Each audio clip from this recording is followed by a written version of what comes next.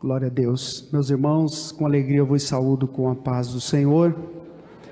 Quero dizer que estou muito feliz por estar aqui nesta noite, para podermos meditar na palavra de Deus com os irmãos. Quero agradecer ao pastor Sebastião, presidente da nossa convenção e pastor dessa igreja, por ter aceitado de bom grado esse projeto. De igual forma, agradeço o irmão Jair, superintendente da Escola Bíblica Dominical, e nós estamos aqui já desde 2 domingos atrás, falando sobre alguns princípios que nortearam a pregação, a mensagem da Reforma Protestante. Eu louvo a Deus por esse espaço.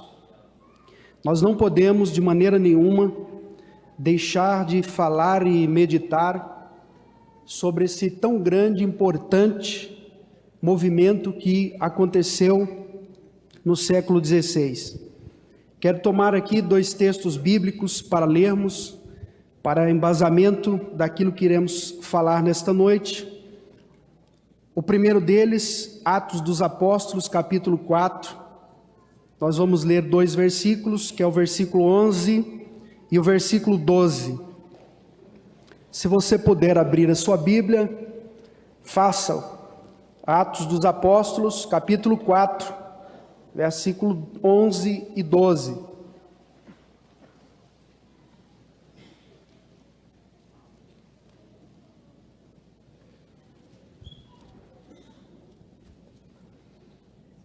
Diz assim a palavra do Senhor.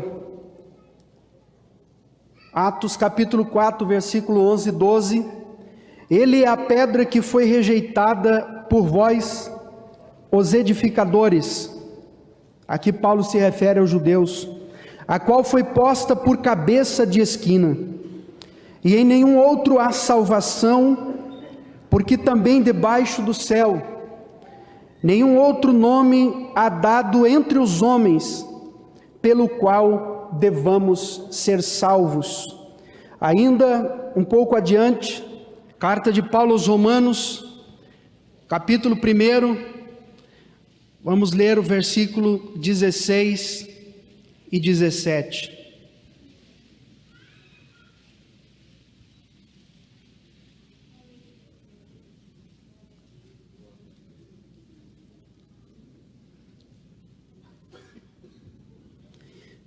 A palavra de Deus nos diz assim, Romanos 1, 16 e 17. Porque não me envergonho do evangelho de Cristo, pois é o poder de Deus para a salvação de todo aquele que crê, primeiro do judeu e também do grego, porque nele se descobre a justiça de Deus, de fé em fé, como está escrito, mas o justo viverá da fé. Quantos podem dar glória a Deus? Aleluias. Meus irmãos, sei que algumas coisas já foram ditas aqui 2 domingos passados, pelo irmão Valdeci e o Valmir Milhomem. Quero apenas retomar aqui com os irmãos alguns fatos para nos situarmos. Quando falamos da Reforma Protestante, nós estamos falando daquilo que alguns historiadores chamam também de Revolução Protestante. Mas vamos nos ater especialmente à data que é considerado um marco inicial naquele movimento que se inicia com Martinho Lutero ali na Alemanha. No dia 31 de outubro de 1517, depois de algum tempo de observação e leitura da palavra de Deus, especialmente depois de uma série de conferências na Universidade de Wittenberg, na Alemanha, onde Martinho Lutero estava discursando e falando com os seus alunos do curso de teologia ali naquela universidade. Ele meditava sobre a carta de Paulo aos Romanos. Lutero, ainda um clérigo católico naquela ocasião, doutor em teologia, ele meditava com seus alunos a respeito do conteúdo da carta de Romanos, Houvera feito de igual modo um estudo no livro dos Salmos. Lutero era reconhecidamente naquele tempo um dos grandes estudiosos da Bíblia, versado nas línguas originais, tanto hebraico como grego. E ele passa então a meditar no livro de Romanos, especialmente nesse texto que nós lemos, onde Lutero, depois de uma grande angústia e aflição espiritual, tentava Lutero entender de que forma ele poderia ter certeza de salvação e ter certeza que seus pecados estavam perdoados. Ele então, depois de meditar na palavra de Deus, descobre que a justiça de Deus, ela acontece através da fé, à medida que o ser humano deposita sua fé em Jesus Cristo, não por mérito ou obra do homem, mas como resultado do sacrifício de Cristo na cruz do Calvário. Naquele dia Deus traz um grande descanso para a alma de Lutero, e esse homem então começa a olhar para a palavra de Deus de uma maneira como talvez nenhum outro do seu tempo ou antes dele houvera feito. O fato é que depois de algum tempo de meditação na palavra de Deus, e depois de ver uma grande caravana enviada pelo bispo de Roma para angariar dinheiro na região da Saxônia, que era a região onde Lutero morava, as pessoas estavam ali pregando a venda do que era chamado naquela época de indulgência. Nada mais era do que uma espécie de recibo, alguma coisa nesse sentido, supostamente assinado pelo bispo de Roma, dando garantia para aquela pessoa que adquirisse por uma determinada quantia em dinheiro, adquirisse aquela indulgência. Na medida que essa pessoa adquirisse a indulgência e ele depositasse o dinheiro dentro de um depositório qualquer, quando aquela moeda, aquele dinheiro caísse dentro daquele alforje, por exemplo, a alma do seu parente, mesmo que ele tivesse morrido há muitos anos atrás, ou até mesmo a sua própria alma, estaria livre do sofrimento e da espera no purgatório. Então as pessoas, acreditando que aquele papel assinado por um bispo, por um clérigo, daria garantia de vida e de libertação daquela pessoa, desse lugar de supostamente onde ele seria tirado dali e levado para o céu. As pessoas vendiam o que não tinham, as pessoas faziam compromisso com parentes, com amigos, para conseguir o dinheiro, para que ele pudesse comprar a indulgência. Aquela mãe cujo filho tivesse morrido antes de ter sido batizado, por exemplo, ela sabia, dentro da visão católica daquela época, que aquela criança não estava no céu, porque não deu tempo de batizar. Então a mãe, diante de um grande sofrimento, adquiria por uma quantia de dinheiro aquela indulgência e saía satisfeita, achando que a alma daquela criança seria levada para o céu. Aquele homem que porventura perdeu um parente distante, ele não sabia se aquele parente que era importante para ele, porém distante, morreu em condições de ser salvo. Aquela pessoa ia atrás da compra dessa indulgência para que pudesse livrar a alma do parente do purgatório, levando-o imediatamente para o céu. Lutero, depois de ver tudo isso, e a partir do momento que ele entende que a salvação, ela não é adquirida por algo que eu faço, e sim pela fé, ele elabora um documento onde ele coloca 95 refutações, que ficou conhecido como 95 teses, de maneira que ele pega essas teses e ele prega isso na porta da igreja que existia ali em Wittenberg. Quando Lutero faz isso, talvez ele não sabia quais seriam as consequências advindas desse seu ato. O fato é que aquele documento ficou como debate para o esclarecimento do valor das indulgências. Lutero deixava claro que era somente pela fé e pela graça de Deus que o homem pode obter o favor e a misericórdia de Deus, e não através do dinheiro ou da compra ou de qualquer outro ato que ele possa fazer. Então, meus irmãos, basicamente, falando em poucas palavras, esse era o contexto que Lutero estava vivendo. Aqui nós podemos e vamos falar de outras coisas mais.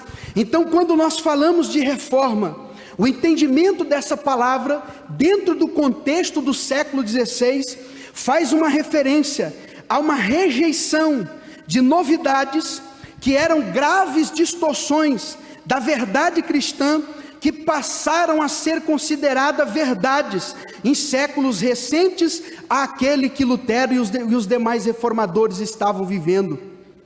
Esse conceito de reforma, certamente para nós cristãos, ele tem um valor muito grande, cristãos protestantes evangélicos. Obviamente que esse termo não é enxergado da mesma forma por cristãos católicos, por exemplo, mas nós estamos aqui, vamos refletir um pouco sobre isso. Um determinado escritor diz que a reforma, ela foi uma tentativa de colocar Deus, como ele se revelou em Jesus Cristo, no centro da vida e do pensamento da igreja. Essa foi a intenção dos reformadores. Quando a gente pensa naquele momento que esses homens viviam, o ambiente que Lutero, que demais reformadores viveram, era um ambiente extremamente místico, era um ambiente onde muitas crendices e muitas crenças tinham se formado.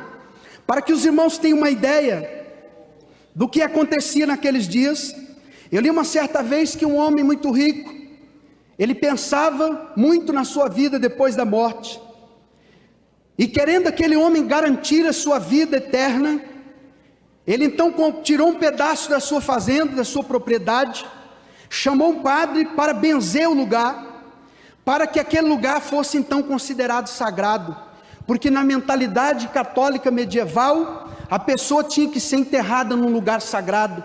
Por isso que os cemitérios eram um lugar onde os clérigos católicos faziam lá uma espécie de abençoar ou benzer, alguma coisa desse tipo, para que as pessoas pudessem ser enterradas ali. Esse homem então chama um padre, ele benze aquele terreno, ele manda construir ali uma lápide, um sarcófago imenso, ele manda então fazer de maneira que aquilo ia ficar inclinado em torno de 90 graus, para que o seu caixão pudesse ser colocado ali. Aquele homem então manda fazer um caixão, que o seu rosto pudesse ficar aberto, e manda colocar uma imagem de Maria, olhando para ele fixamente, porque aquele homem pensava, se porventura, mesmo eu passando pela missa de corpo presente, pela missa de sétimo dia, sendo colocado, Maria olhando para mim, de maneira que ela vai interrogar diante de Jesus, segundo a crença católica, pela minha vida, aquele homem pensou, se não der certo, ele deixou pago 1000 missas para serem celebradas por ele, para que ele pudesse sair do purgatório e ir para o céu. Esse era o ambiente que os reformadores encontraram, para que os irmãos tenham uma noção do que é que essas pessoas encontravam naquela época. As pessoas andavam quilômetros e quilômetros, quando alguém dizia que numa igreja tal, tinha lá uma imagem que estava chorando água, sangue ou qualquer coisa do tipo, porque eles achavam que aquilo era uma espécie de sinal, e era algum tipo de mérito que eles podiam tocar e ser abençoado. A crendice, o misticismo era muito grande. Sabemos que a igreja católica, ela poderia ter corrigido muito desses erros, mas intencionalmente não fizeram, porque essa crença popular, ela é muito forte. O fato, meus irmãos, é que quando Lutero começa a pregar, ele afirma categoricamente a respeito do valor de se ensinar a doutrina correta para as pessoas.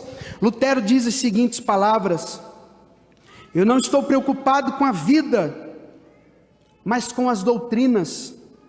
A vida ruim, ela não causa grande dano a não ser para a própria pessoa, mas o ensinamento errado é o maior mal neste mundo, porque ele leva multidões de almas ao inferno. Disse Lutero: eu não estou preocupado se você é bom ou mau, mas eu atacarei o teu ensino errado e mentiroso que contradiz a palavra de Deus. Era esse o princípio da reforma, e é assim que nós devemos pensar hoje. Nós não podemos aceitar sobre nenhuma condição e nenhuma desculpa um ensinamento errado em relação àquilo que a palavra de Deus ensina.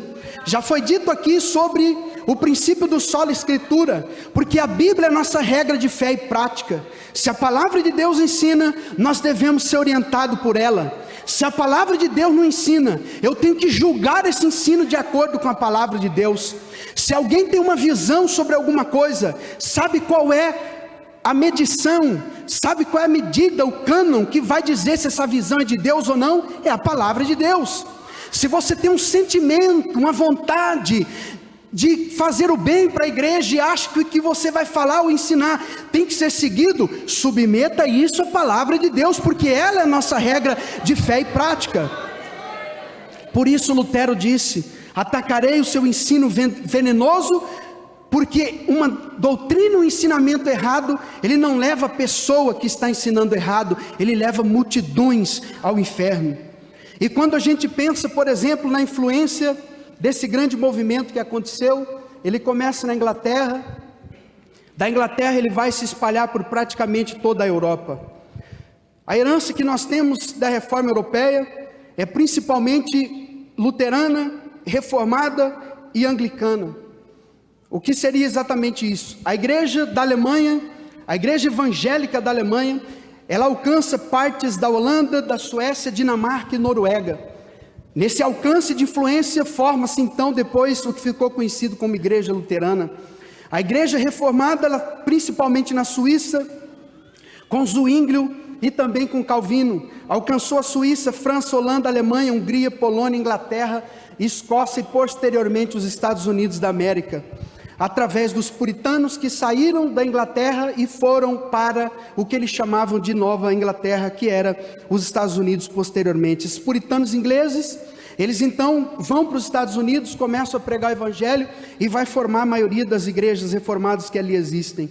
Nós, assembleanos, nós não temos uma ligação direta com uma igreja da reforma, mas nós estamos, por exemplo, ligados ao movimento Holiness dos Estados Unidos, que era um conjunto de igrejas que ficou conhecido como Movimento da Santidade, que era ligada à igreja do movimento wesleyano, ou seja, a igreja metodista.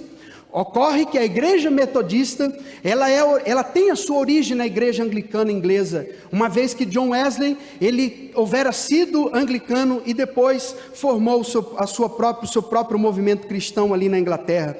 Então nossa descendência está aí. Nós não somos ligados à igreja católica romana. Hoje alguém numa escola dominical me interpelou dizendo: irmão, nós somos apostólicos católicos romanos. Eu digo: irmão, nós não temos nenhuma ligação com Roma. A nossa ligação é totalmente oposta. Por isso é tão importante palestras e conversas como essa que nós temos aqui, para que a gente possa saber qual é a nossa origem. O fato, meus irmãos, é que o grande legado da reforma, esses reformadores, eles fundamentaram a sua crítica principalmente em relação à teologia católica medieval e todo o arcabouço que foi desenvolvido durante aquele período, que Lutero chamava isso de uma espécie de escada de glória humana. E Lutero compara isso com a glória de Deus, que é uma das outras afirmações dos solas, que é o soli deu glória. Ou seja, Lutero ele passa a dizer que tudo aquilo que o homem faz com seu próprio esforço, intencionalmente, com o desejo de angariar algum mérito, para que ele possa achar graça diante de Deus para ser salvo, Lutero chama isso de escada para a glória. Então, meus irmãos, a reforma protestante, ela vem principalmente para deixar claro que qualquer intenção do ser humano de fazer pelo seu próprio esforço ou pelo seu mérito o alcance da sua salvação, ele está roubando uma glória que só pertence a Deus, porque é só a Ele que pertence a glória. A Bíblia diz que Deus olhou do céu à terra, não viu um justo sequer. Isaías 59:2 diz que o pecado faz separação do homem em relação ao seu Criador. Não tinha condições do ser humano, pelo seu próprio esforço, ter possibilidade de alcançar a salvação. Não tinha outro meio. Foi por isso que quando lá no jardim do Éden, o Senhor Deus, olhando para a mulher que havia pecado, se dirige a ela dizendo que da semente da mulher viria um que esmagaria a cabeça da serpente, e a semente da mulher é Jesus Cristo, o Filho de Deus. Entre os 5 solas da reforma, nós vamos falar hoje sobre exatamente essa afirmação: somente Cristo. Por que somente Cristo? Porque não havia outra possibilidade da salvação alcançar o ser humano. Para que a gente possa pensar um pouco sobre essa condição, Deus criou o ser humano um ser pensante, um ser livre, um ser com condições de tomar decisão. Deus colocou no Éden toda a condição possível para o homem tomar a melhor decisão. Mas quando Deus submete o homem ao teste, esse homem escolhe errar, esse homem escolhe pecar, Esse homem escolhe se rebelar contra Deus. Quando o ser humano se rebela contra Deus, esse ser humano ele fere a relação dele com o seu Criador. Nós agora tínhamos uma dívida para com Deus. A nossa rebelião, ela gerou uma separação, e nós agora éramos alvo do juízo de Deus contra nós. Não tinha condição nenhuma do ser humano aplacar a ira do juízo de Deus. Por isso o Senhor Deus envia Jesus. Jesus Cristo, ele é gerado no ventre de Maria por obra do Espírito Santo, porque era semente da mulher, sem participação do homem. Jesus é gerado no ventre de Maria, para que ele pudesse adquirir a natureza humana. Ele adquire a natureza humana, mas Jesus é uma pessoa divina, que não tem condições de pecar, e nem tinha condições de ter pecado. Assim, nós temos Deus, que é Jesus Cristo, que adquire a natureza humana.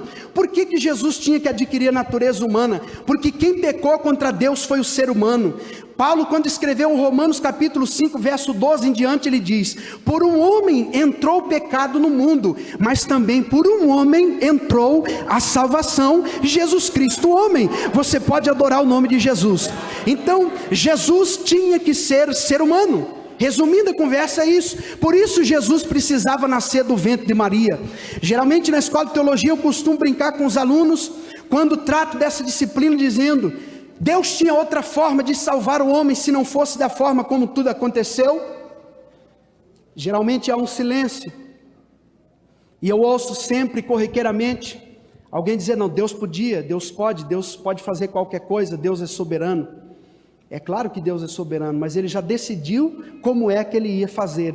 E ele prometeu lá no jardim do Éden enviar a Jesus Cristo, nascido de mulher, para nos resgatar. Na sua soberania ele já tomou a decisão, que era enviar Jesus. Amém, meus irmãos? Quando nós falamos de Jesus e falamos do somente Cristo da reforma, nós estamos falando da sua mensagem central, que é a cruz de Cristo. Todas as vezes que nós pregamos o Evangelho e nós olhamos para a Bíblia Sagrada, a cruz está no centro dela. Aqueles que gostam de olhar para o Antigo Testamento e gostam dos símbolos judeus, por exemplo, eu te conclamo a olhar para aquele ambiente que Deus orientou Moisés a fazer ali durante a caminhada do povo de Israel no deserto. Ali naquele lugar que Deus mandou criar, que era o tabernáculo, existiam peças expostas. Aquelas peças, cada uma delas a seu tempo, demonstrava parte da obra que Jesus Cristo viria a realizar. Até mesmo quando nós olhamos ali para a pia, onde o sacerdote lavava sua mão, falando da lavagem pela palavra. O altar do sacrifício, falando e apontando para o sacrifício perfeito futuro de Cristo. Tendo em vista que aqueles cordeiros que eram mortos ali, era uma morte que cobria temporariamente o pecado, mas apontava para o sacrifício perfeito que Jesus faria na cruz do Calvário. Quando você entra para dentro do lugar santo, dentro do tabernáculo, você tem de um lado o candelabro e do outro os pães sem fermento. O candelabro falando da unção do Espírito Santo e falando da obra do Espírito Santo, que a iluminação do candelabro sobre os pães sem fermento iluminava os pães quando o sacerdote ali entrava. Dá-nos a entender da obra do Espírito Santo sobre a vida de Jesus, que antecedeu o seu batismo, e também no batismo, no dia que João Batista diz: eis o Cordeiro de Deus que tira o pecado do mundo. E quando Jesus é batizado, o Espírito Santo desce sobre ele, e Deus diz: este é o meu filho em quem eu tenho prazer. E quando você chega na porta da entrada dos Santos dos Santos, está o altar de incenso. Aquilo tem duplo significado, mas o mais importante, fala-nos da intercessão que Jesus faz diante de Deus por nós, à luz daquilo que João escreveu, falando sobre Jesus como nosso advogado. Mas o que mais nos impressiona é quando entra-se no Santo dos Santos, que está ali, aquele lugar onde tem uma tábua toda feita de ouro e madeira de acácia, cujo simbolismo da madeira fala-nos do corpo de Jesus Cristo como homem, e o ouro simboliza a sua divindade. Em cima daquela tampa do propiciatório tinha querubins, onde uma vez no ano o sacerdote entrava, depois de oferecer o sacrifício por ele mesmo, pelo povo de Israel. Quando aspergia o sangue sobre aquele propiciatório, Deus se manifestava numa chama de fogo, do hebraico chamado chamado Shekinah. Ali Deus falava com o sacerdote, mas quando eu olho para tudo isso, eu vejo tudo isso mostrando para Jesus, mostrando para a cruz, mostrando que somente na cruz é que nós temos condições de ser salvo. É somente na cruz de Cristo que está o sacrifício perfeito. Aqueles sacrifícios temporários, eles eram, como o próprio nome diz, temporários, mas o sacrifício de Jesus é perfeito, o sacrifício de Jesus é eterno. Você pode adorar o nome de Jesus, porque não tem necessidade de nenhum outro sacrifício para a sua vida, a não ser que você exerça a sua fé em Jesus. Você não tem que subir 200 escadas, de joelho, arrastando em pé, seja lá do jeito que for. Jesus já fez o que tinha que fazer por você. Você não precisa carregar nada na sua cabeça durante quilômetros, com a intenção de obter o favor de Deus. Jesus já fez por você. Você não tem que fazer nenhum sacrifício humano para adquirir a salvação, porque não há nada que eu e você possamos fazer, porque Jesus já fez. O que nós precisamos é olhar para Cristo na cruz do Calvário, louvado seja Deus, e dizer: Jesus, obrigado. Nós só temos que agradecer por Jesus ter morrido lá, e nós temos que crer. A cruz é a mensagem central do Evangelho.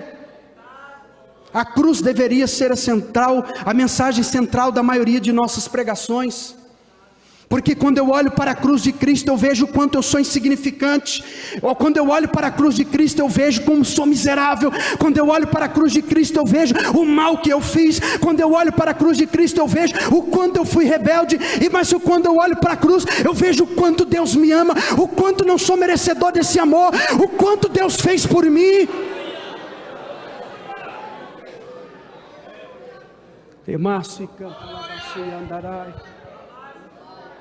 Esta deve ser a mensagem central da nossa pregação. Me admira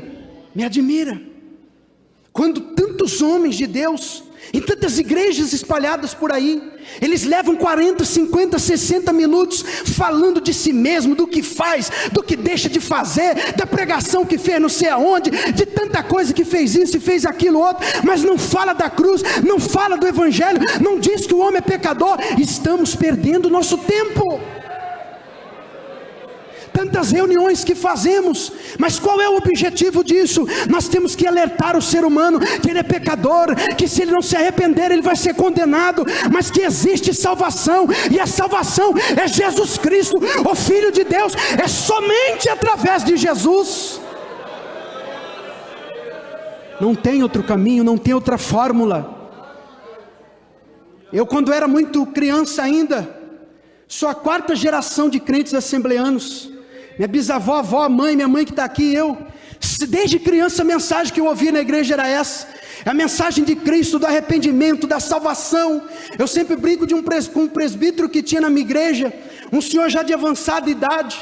Toda vez que aquele irmão ia pregar, a sua mensagem era: você que não tem Jesus, que está no mundo sem Deus, sem paz, sem luz, sem salvação, aceita Jesus. Eu, quando ainda criança, adolescente, eu ficava pensando: mas esse irmão, será que ele não tem outra coisa para falar? Hoje eu sei o quanto ele deveria continuar repetindo isso, porque essa é a mensagem central do Evangelho. Nós não temos outra coisa para falar.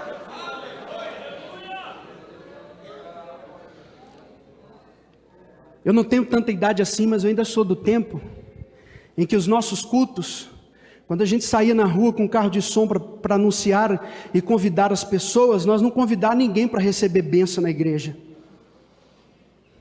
O Jesus que nós pregávamos não era nenhum dono de mercadoria, de supermercado, consórcio, sabe? Dono de banco, nada disso. O Jesus que nós pregávamos era o Jesus que salva, liberta e cura, e era essa a mensagem. E as pessoas aceitavam a Cristo, se convertiam e ficavam na igreja. Hoje as pessoas gastam um rio de dinheiro, televisão, rádio, tantas mídias. Venha para Jesus, Jesus vai te fazer isso, vai dar aquilo outro. A pessoa vai, porque o miserável está precisando de uma casa, de um carro, seja lá do que for. Alguém esquece de dizer para ele: busque primeiro o reino de Deus, que as demais coisas serão acrescentadas na sua vida, como foi na vida de milhares de pessoas, e está sendo até hoje. Pregue Jesus, que as demais coisas vão acontecer, meu irmão. Eu me lembro dos livros do Paul Yong-Soo, do seu trabalho ali num bairro periférico de Seul. As igrejas reformadas, pomposas, nas áreas centrais da cidade, classe média alta para cima, e os miseráveis abandonados na periferia. A Igreja Assembleia de Deus Americana entra em Seul, vai ministrar um curso bíblico, e naquele curso está um jovem chamado Paul Yong-Soo.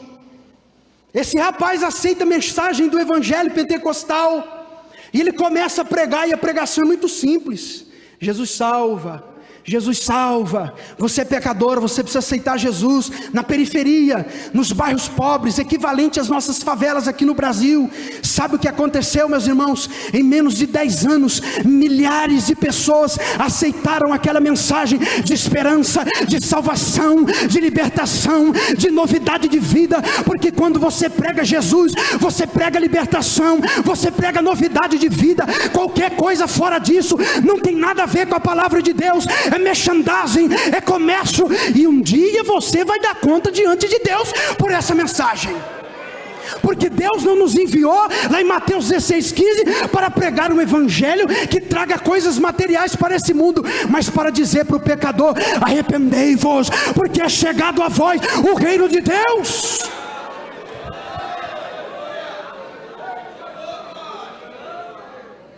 Você não precisa ir para um seminário para aprender isso. Você só tem que ler a Bíblia e vir para a escola dominical, pelo menos. Leia a sua Bíblia em casa, frequente a escola dominical, e Deus vai te capacitar, e você vai pregar, e alguém vai aceitar Cristo como Salvador. Porque a mensagem da cruz, ela é a mensagem central. Louvado seja o nome de Jesus. Paulo escrevendo aos Coríntios, ele diz: porque primeiramente vos entreguei o que também recebi, que Cristo morreu por nossos pecados, segundo as Escrituras, foi sepultado e ressuscitou ao terceiro dia, segundo as Escrituras.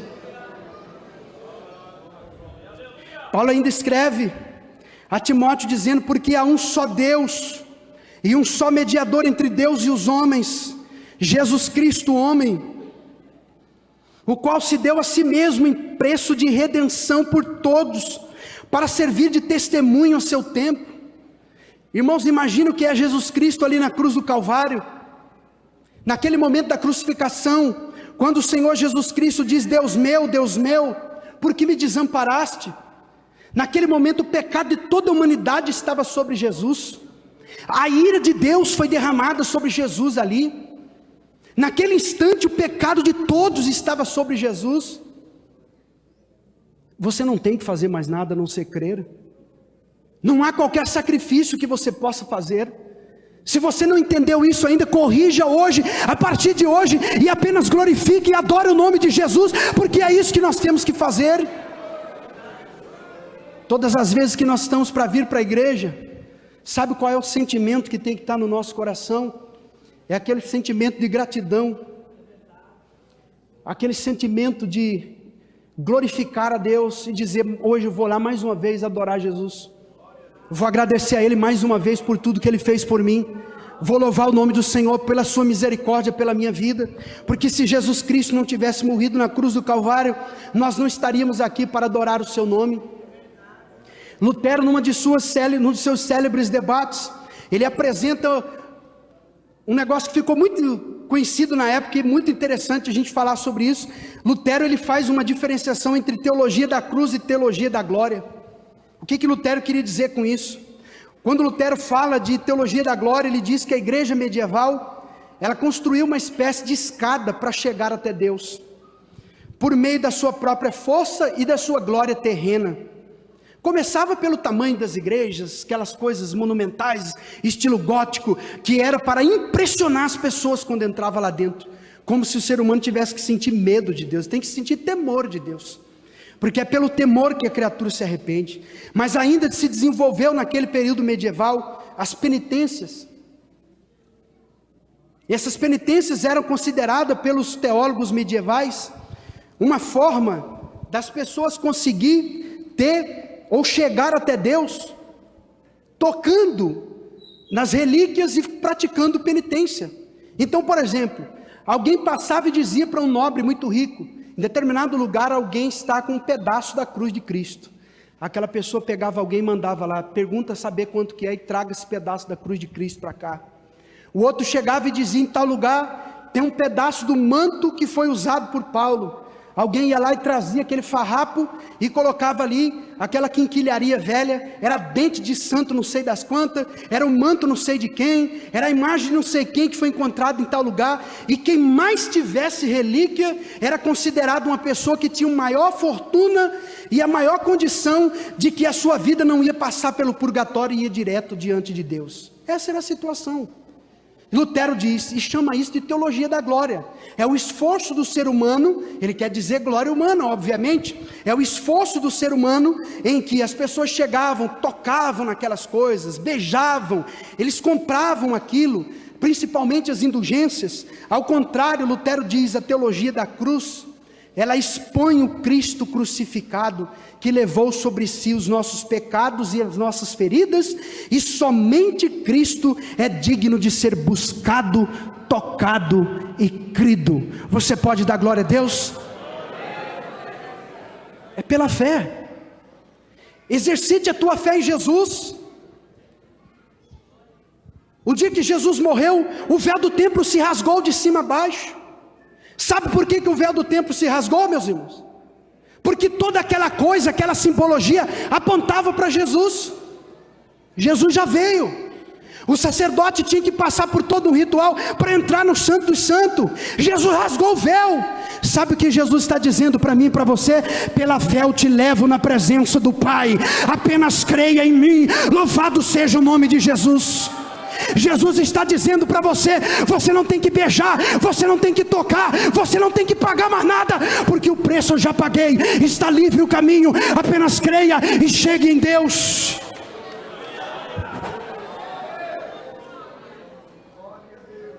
Você pode dar glória ao nome de Jesus?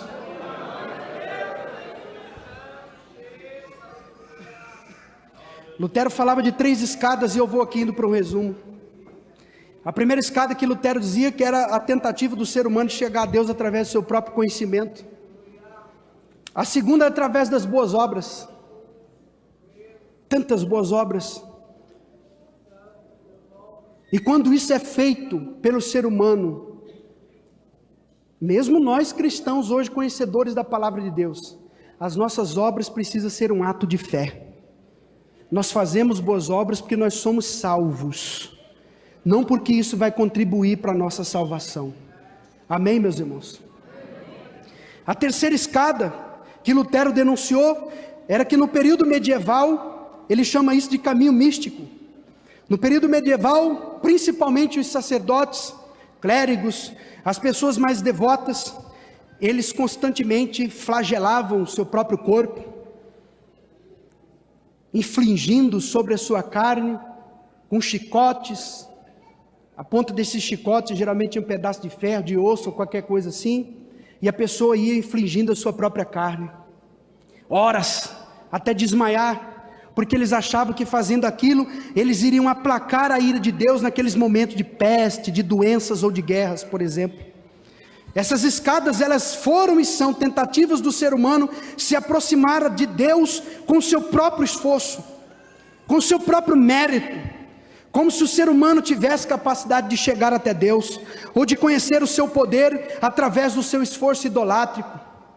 É o esforço religioso, baseado na capacidade e mérito humano. Isso tudo evidencia o quanto aquele cristianismo de herança medieval havia distorcido e se distanciado da teologia da cruz.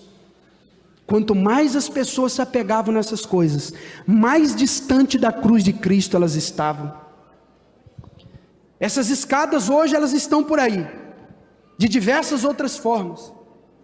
Nós temos igrejas evangélicas hoje, por aí, vendendo objetos, colocando na mão das pessoas, como se esses objetos supostamente pudessem fazer algum tipo de milagre na vida de alguém. Sabonete ungido, uma toalhinha ungida, um vidrinho de óleo ungido, mas não é doado não. Esse é o novo tipo de indulgência. O indivíduo paga lá R$100, 300, 100, 50, e supostamente, assim como faziam aqueles ignorantes do século XVI, que eram pessoas sem letramento, gente analfabeta, hoje nós temos gente esclarecida, comprando essas coisas, achando que Deus pode fazer algum milagre. Meu querido irmão, meu amigo que está aqui nessa noite, você quer receber um milagre de Deus? Faça uma oração diante de Deus, busque a Jesus Cristo. Jesus vai salvar a tua alma, vai curar a tua vida, vai libertar a tua família. Você não precisa de nada disso.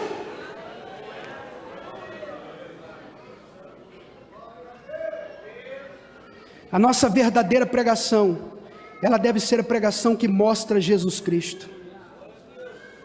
Nós não temos que nos pregar a nós mesmos, mas nós pregamos a Cristo e Cristo crucificado, que é escândalo para os judeus e loucura para os gregos, como disse Paulo escrevendo aos Coríntios. Por isso mesmo Paulo ainda disse: porque nada me propus saber entre vós, senão a Jesus Cristo e este crucificado. Esta é a nossa mensagem, essa deve ser a nossa pregação. A salvação da alma, a libertação do ser humano. Nós temos tantos textos bíblicos que poderiam ser lidos aqui nessa noite, mas eu quero aqui fazer um fechamento dessa minha fala, trazendo essa afirmação da reforma protestante do solos Cristo, que é somente Cristo, dentro da nossa visão pentecostal. Quando nós pensamos no pentecostalismo, a mensagem clássica do pentecostalismo, ela foi Jesus Cristo, e deve continuar sendo Jesus Cristo. Lá na Rua Azusa, quando essa mensagem começou a ser pregada, aqueles homens simples começaram a pregar que só Jesus Cristo salva, e que só Jesus podia batizar com o Espírito Santo e dar o dom de línguas para quem cresce. Mensagem muito simples. Para que você tenha uma noção do que aconteceu naqueles dias, aqueles homens começaram a pregar o Evangelho, e as pessoas começaram a crer. Uma mensagem muito simples, por sinal. Começou a vir mulheres, negros, brancos. Naquela época, nós estamos falando aqui do início do século XX, 1907, 1908 em diante. As igrejas protestantes históricas, na sua grande maioria, o negro não entrava. O negro ficava do lado de fora, ou então ia para outro lugar. Quando o Seymour começa a pregar essa mensagem na Rua Azusa, a primeira coisa que cai é essa barreira racial. Negros começam a entrar no mesmo lugar que brancos, mulheres. Daqui a pouco estava todo mundo aceitando a Cristo como Salvador, com uma mensagem simples: só Jesus salva, Jesus leva para o céu, Jesus batiza com o Espírito Santo. Isso começou ali, essa mensagem simples, mas poderosa. Dois jovens saindo da Suécia, passa por ali, vê aquele movimento, mensagem simples, poderosa, vem para o Brasil, não sabe falar português, começa a aprender português, para falar o quê? Jesus salva, Jesus cura, Jesus batiza com o Espírito Santo. Daqui a pouco alguém se converte, 10, 15, 20, hoje nós temos mais de 25 milhões de pessoas neste país, dentro da igreja Assembleia de Deus, porque dois jovens começaram a pregar uma mensagem onde Jesus era o centro, Jesus era o único interesse para ser pregado. Levanta a tua mão e adora o nome de Jesus, porque esta mensagem não pode se calar.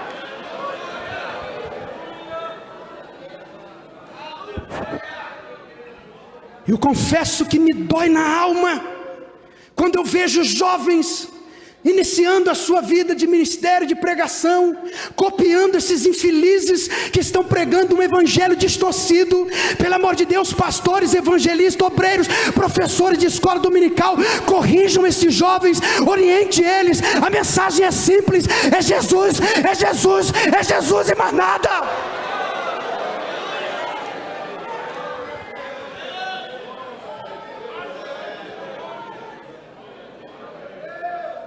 Gunnar Wingren, quando foi voltar para a Suécia, precisaram fazer uma oferta para pagar a passagem para ir embora, porque aquele homem não tinha um coração aqui nessa terra, como disse Paulo.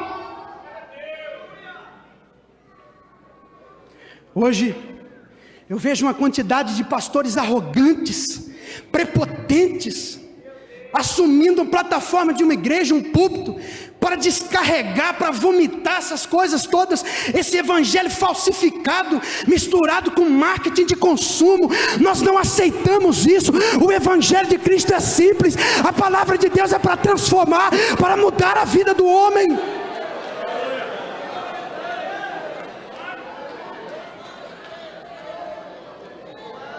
Carabaço e canta labassúria. Ande pelas periferias da cidade, pregue um evangelho de Jesus Cristo, que salva, que liberta, e você vai ver o que acontece. Aquele homem miserável, viciado, o indivíduo ganha $1,5 por mês, a metade fica no boteco. Quando ele aceita Jesus de verdade, aquela metade volta para a mesa, com pão em cima da mesa, e Jesus abençoa aquela família. Já começa a mudar o status social daquele homem. Aquele viciado já começa a pensar: nossa, eu tenho uma vida nova agora, eu preciso adquirir uma profissão. E daqui a pouco a família está mudada, os filhos mudam, a esposa muda, a família sai daquela miséria e passa a viver uma situação diferente. Mas quando Jesus entra dentro da casa, agora, quando entra um sabonete ungido, quando entra um óleo que a pessoa tem que pagar não sei quantos reais, quando entra um lenço, não vai resolver, porque isso não tem nada a ver com o evangelho de Cristo. A mensagem do pentecostalismo é uma mensagem muito simples e que salva e liberta o homem. Nós não podemos abrir mão da nossa crença nos dons espirituais, na atualidade dos dons. Se Jesus disse que aqueles que crescem nele, pela fé, os sinais iam acompanhar, os sinais acompanharão os que crerem. Em meu nome curarão os enfermos, falarão novas línguas. Por que isso tinha que ficar somente para os dias de Jesus?